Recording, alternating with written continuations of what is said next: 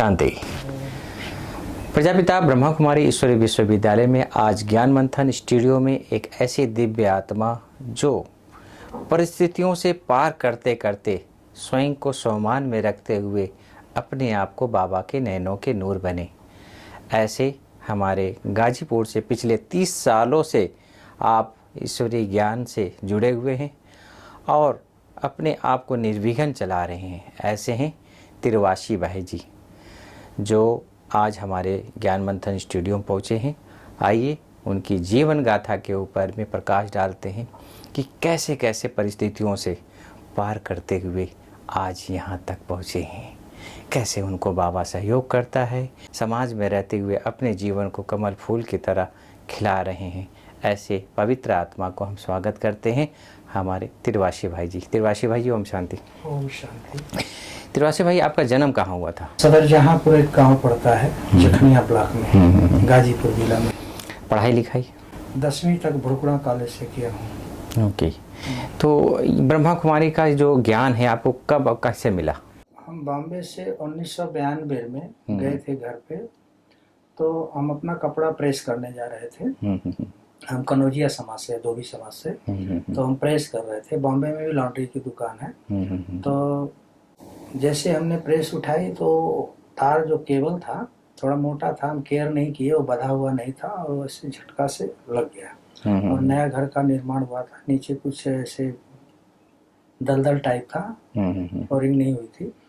तो वो इधर देखिए, इधर एक फेस इधर एक फेस, दोनों तार ऐसे पकड़ लिया और हम जमीन पे गिर गए। अच्छा। तो करीबन 7-8 मिनट मतलब मुझे बिजली खींचती रही, छोड़ती रही। कैसे छोड़ती कैसे खींचती हो तो मुझे मालूम नहीं, शिव बाबा की कृपा रही होगी। तो हमारे घर के सामने एक पाल थे, उन्होंने ऐसे दरवाजा खोल के फिर लकड़ी से उसको हटाए। फिर हमें होश था, फिर मुझे घी वगैरह गांव वाले मतलब पड़ोसी लोग लाए, पिलाए। फिर लेके गए हॉस्पिटल। फिर मैं वहाँ बेहोश हो गया। तो फिर वो लोगों ने इंजेक्शन दिया, डॉक्टर ने, तो पास नहीं कर रहा था। अच्छा। तो उसको कुछ शंका लगी कि क्यों नहीं पास कर रहा है। तो करीबन 10 मिनट तक कोशिश किया मगर पास नहीं हो रहा था। तो उसने शंका जाहिर किया कि इनकी डेथ हो गई है। फिर काफ़ी देर के बाद फिर हम जागृत हुए, मतलब होश में आए। फिर इसके बाद जो है कि बिजली इतनी ज़्यादा खींच दी थी कि मेरा हाथ मुझे खुद को जैसा जला हुआ महसूस होता था, मतलब बदबू देता था। कहाँ कहाँ जलक गया था? पूरा एक ही देखिए, यहाँ पर और यहाँ पर। अच्छा, हाथों में पूरा जल गया था। ओके। पूरा काला हो गया था। फिर उसको हम बॉम्बे जाके मांस काट के निकलवाए जी अंदर जी से। जी। तो गांव में तो इलाज कराए मगर मुझे कुछ दर्द हो रहा था। तो डॉक्टर के पास गए केम हॉस्पिटल में, तो उन्होंने मशीन से निकाले। अच्छा। फिर इसके बाद जिस समय मुझे बिजली पकड़ी थी तो मुझे सबसे पहले विष्णु का साक्षात्कार हुआ। अच्छा। और ऐसा लग रहा था कि जितनी हमारी नसें हैं ना, कोई आरा मशीन से काट रहा है और हम रबड़ की तरफ बढ़ रहे हैं, ऐसा महसूस हो, मतलब इतना तकलीफ होता था। फिर बाद में मुझे विष्णु का साक्षात्कार होने लगा तो हम बेहोश हो गए। अच्छा। हाँ। तो फिर उसी समय? हाँ, उसी समय। फिर इस तरह से उससे तो हम पार हो गए, मतलब अच्छे हो गए। फिर 1995 में हम रूट कैनल करा रहे थे दांत का। एक डॉक्टर है नितिन भट्ट, बॉम्बे में। तो मुंह से दांत के अंदर से ब्लड आने लगा और बंद नहीं हुआ, काफी देर तक नहीं बंद हुआ, मतलब लार सहित आ रहा था। तो उनको कुछ शंका लगा कि इनको कुछ प्रॉब्लम है। तो उन्होंने लिखा कि एक दादर में MB अग्रवाल है, वो ITP के विशेषज्ञ हैं। ITP एक ब्लड कैंसर में ही आता है, उसका ही नाम एक प्रकार का है, प्रकार में है। तो बोले वो तो विदेश में रहते हैं, देखो मिल जाते हैं तो ठीक है। तो हम जब गए तो मिल गए।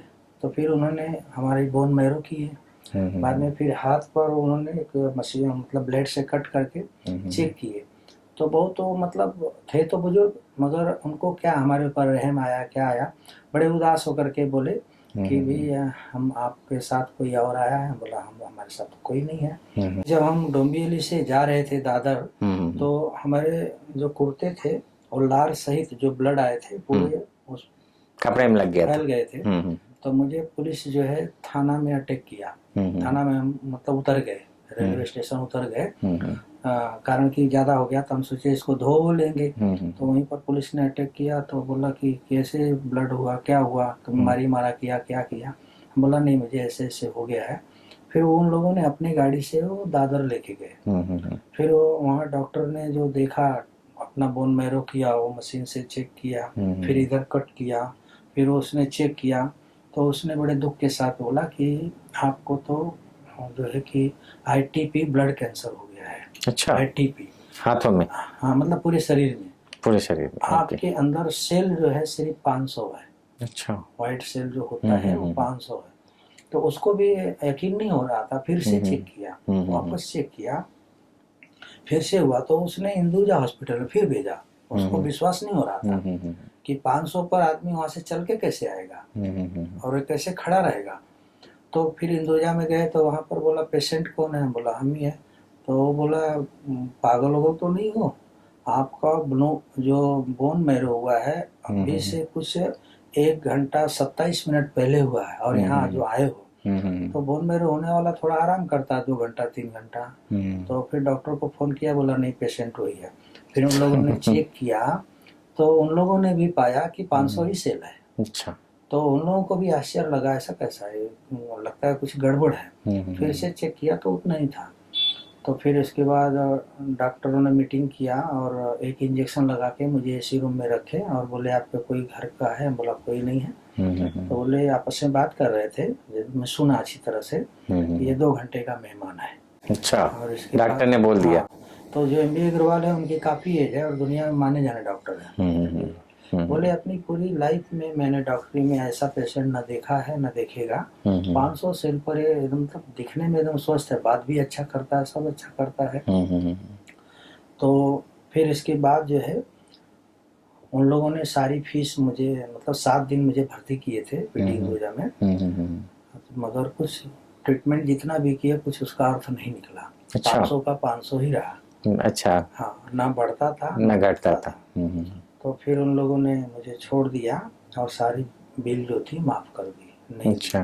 तो जब हम हिंदुजा से आने लगे तो हमारे ब्लड वैसे ही आ रहे थे, वैसे ही आ रहे थे, क्योंकि उन लोग जो दवा खिलाते थे तो हमारे साइड रिएक्शन ये होता था, हमें घबराहट होती थी और बॉडी फूक जाती थी, मतलब ये होता था, और नहीं खिलाते थे तो सही रहते थे। फिर बाबा को याद करते हुए वहाँ से निकले तो फिर मुझे जो है कि कुछ चक्कर आने लगा, मुझे बिजली अटैक किया, तो मुझे विष्णु का साक्षात्कार हुआ।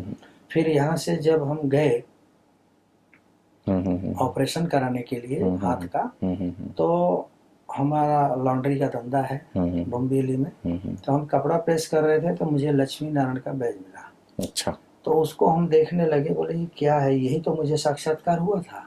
अच्छा। तो मैं ऐसे दुकान खुली छोड़ करके ढूंढने लगा ये क्या है, कहाँ है। अच्छा, कुर्ते में लगा तो किसका कुर्ता है ये आपने चेक कर रहे? बाहर गिरा हुआ था। अच्छा, बाहर में गिरा हुआ था। तो उसको पाया तो बोला यही तो मैंने विष्णु का साक्षात्कार किया था, लक्ष्मी नारायण का जो है यही मैंने किया था, मतलब वो भी किया था, ये भी किया था, चतुर्भुज का भी किया था, लक्ष्मी नारायण का भी किया था। तो बोला इसमें से तो एक भी ये भी है। तो फिर इसके बाद हम ढूंढते ढूंढते एक बहन के पास गए, तो उन्होंने बोला ये ब्रह्मा कुमारी है, स्टेशन के पास है। वहाँ से गए तो हम गए तो हमको एक दीदी मिली वहाँ सेंटर में, बोली 4 बजे आओ। 4 बजे गए तो बोले नहीं मंडे से आपका क्लास होता है, मंडे टू मंडे होता है। फिर मंडे को हम गए, तभी से फिर क्लास हम करने चालू कर दिए। गुड। और मुझे कोई परिचय नहीं दिया ब्रह्मा कुमारी का। तो ये एक प्रकार से एक बैच ही आपका ज्ञान में आने का आधार, मार्गदर्शन है ये। और वो मुझे साक्षात्कार जो हुआ था। लौकिक में कितने भाई बहने हैं? हम 3 भाई 3 बहनें हैं। 3 भाई 3, सब लोग ज्ञान में चलते हैं? नहीं, कोई ज्ञान में नहीं है। आप अकेले चल रहे? और परिवार में जो आपके बच्चे परिवार गृहस्थ में रहते हुए ट्रस्टी? एक तो शिव बाबा मेरा बड़ा बेटा है। उसके बाद एक लड़का है धनंजय, वो अभी टीचर का, मतलब उसका ये साल बाबा कर देंगे, कोर्ट केस हो गया। और एक छोटा लड़का है देवेंद्र, वो लोको पायलट है। तो थोड़ा आप अपना उदाहरण अनुभव दीजिए कि ट्रस्टी हम कैसे बने गृहस्थी में? हमें जब ऐसा महसूस हुआ कि मतलब एक शिव बाबा के, जब हम ज्ञान में आए तो मुझे ऐसा पूरा एकदम दिली महसूस हुआ कि शिव बाबा के अलावा जीवन में, इस दुनिया में कोई नहीं है। और जो कुछ हम करते हैं शारीरिक हेतु, परिवार हेतु, समाज हेतु, वो तो ठीक है, मगर वो तोड़ निभाने के निमित्त करें और उसमें संलग्न हो, उतना ही हो कि उसमें लिप्त न हो। हाँ भाई करना है, ठीक है करना है। अब उसमें एकदम से ओत प्रोत ना हो जाए। तो मुझे जो परिस्थितियाँ आई हमारे सामने, उस परिस्थितियों ने मुझे शिक्षा दिया और शिव बाबा का ज्ञान ने मुझे मार्गदर्शन दिया कि संसार में कोई नहीं है, इसलिए मैं शिव बाबा के अलावा, और मैं मानता सबको हूँ, इज्जत सबका करता हूँ, पर शिव बाबा के अलावा मैं किसी को उतना नहीं करता हूँ। मेरा सारा सर्वे सर्वा मेरा शिव बाबा ही संसार है, इतना ही समझ लीजिए। आपकी हॉबी क्या है? मेरी हॉबी बस पहले तो भक्ति करते थे, फिर बाद में शिव बाबा क्या है, तो बस मुझे शिव बाबा का ही, जो भी शिव बाबा का ज्ञान, योग, धारणा, ये मुझे मतलब लगता है, उसके अलावा मुझे और कुछ नहीं है। ये 4 सब्जेक्ट हैं। त्रिवासी भाई, जब आप इस ज्ञान मार्ग पर चलते गए तो कोई ऐसी परिस्थिति आपके जीवन में घटित हुई जो आपने ज्ञान योग से पार किया हो, ऐसी कोई घटना? 20% तो मुझे संघर्ष करना पड़ा और 80% तो मुझे ज्ञान और योग और धारणा सेवा जो भी रही बाबा की श्रीमत, वो मुझे ईजी से पार हो गया। तो कौन कौन सा चीज़ यूज किए जो आप 80% आप पार कर गए? मुझे यही लगता था कि जब बाबा बोलते हैं कि आप अकेले आए हो और अकेले जाना है और 84 जन्म आपको लेना है, तो 84 जन्म की जो नींव है अभी संगम युग पर है, और जो कर्म आप करेंगे वो 84 जन्म तक कल्प वो फिक्स हो जाएगा। तो हम संसारिक भौतिकवाद में, समाजवाद में, परिवारवाद में जो है कि हम उसमें लिप्त होंगे तो हमें प्राप्त क्या होगा? जब हमारी शरीर ही हमारे साथ नहीं जाएगी तो धन वैभव वस्तु क्या जाएगा? तो जब ये चीज़ नहीं जाएगी, बाबा बता रहे हैं, तो फिर इस चीज़ से मैं डिटेच होते गया। आपका दिनचर्या क्या है ज्ञान में आने के बाद? मेरा दिनचर्या ये है कि मॉर्निंग जो है अमृत बेला करना, 3 साढ़े 3 बजे उठ करके, और बाहर में मुरली पढ़ना 2 3 4 बार, लोगों को मुरली सुनाना फ़ोन करके, और जो गृहस्थी में अपना कार्य व्यवहार है सुचारू ढंग से करते हैं, इजी जनरल, मतलब किसी से कोई तू मैं नहीं, कोई ऐसा नहीं, तो अपने शिव बाबा बस, और बाकी लोगों से मतलब हम उसमें कुछ ज़्यादा इन्वॉल्व नहीं होते हैं। आपको एक बहुत बड़ी झटका लगा करंट का। हाँ। इस करंट के झटके से जो आपको उस समय क्या क्या फीलिंग आ रही थी और कितना परमात्मा की याद रहा, वो थोड़ा अनुभव सुनना चाहेंगे? मुझे इतना दर्द होने लगा कि असहनीय दर्द हो रहा था। मेरी नसें ऐसे फट रही थी जैसे आरा मशीन से कोई काट रहा है, और क्योंकि ब्लड इतना तेजी से खींच रही थी। फिर उसी टाइम हम विष्णु का और लक्ष्मी नारायण का मुझे साक्षात्कार होने लगा, और फिर इसके बाद मुझे कुछ पता नहीं है।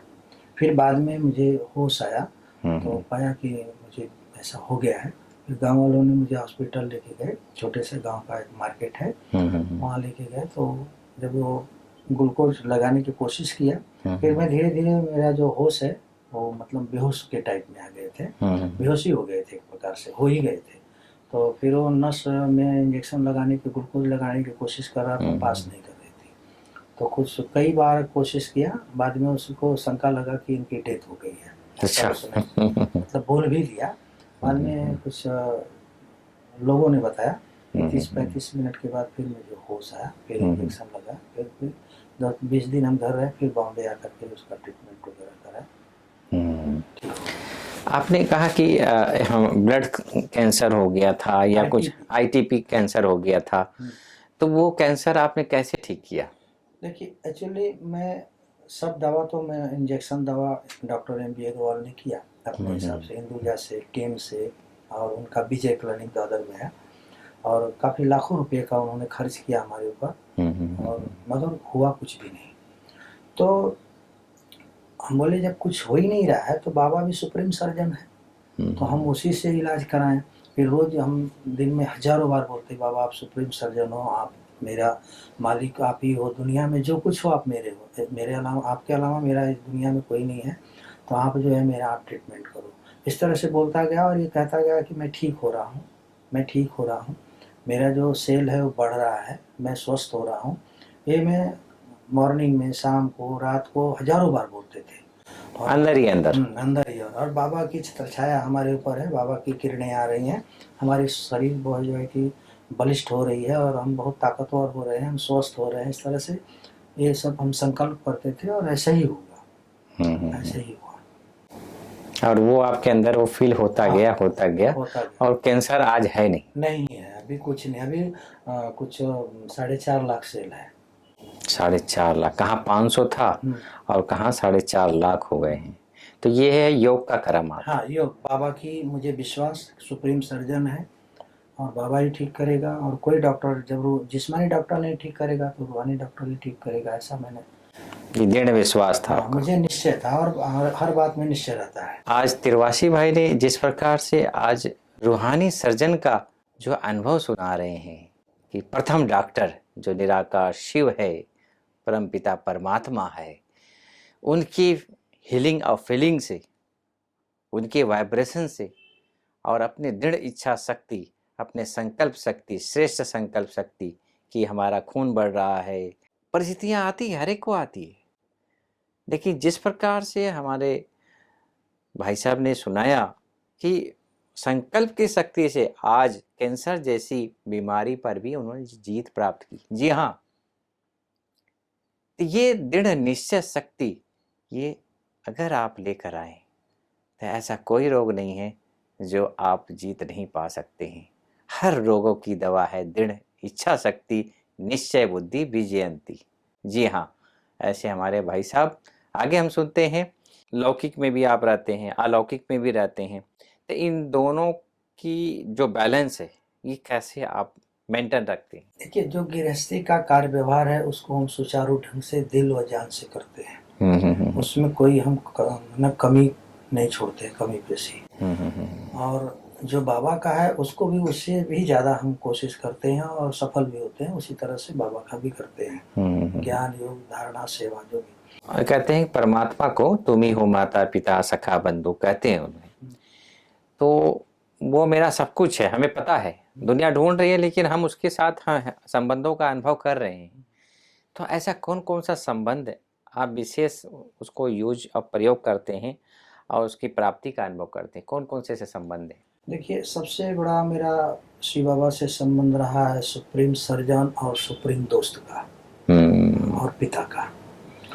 ये 3 संबंध हमारे ऐसे हैं जैसे कि एक सिक्के के 2 पहलू। और मुझे सफ़र में कोई तकलीफ होती है तो उन्होंने मेरा हाथ साथ पकड़ कर चलते हैं।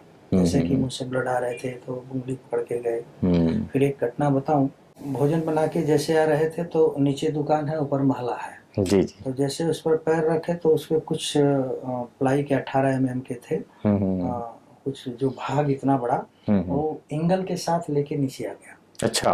प्लाई भी मुझे लगती है कि कुछ नहीं तो 20-25 किलो की रही होगी, बड़ी थी। और एंगल भी 10-15 किलो का रहा, वो सारे हमारे ऊपर आ गए। अच्छा। और इधर भी कांच, इधर भी कांच। अच्छा। और इधर भी कपाट, इधर दीवार और इधर सीढ़ी।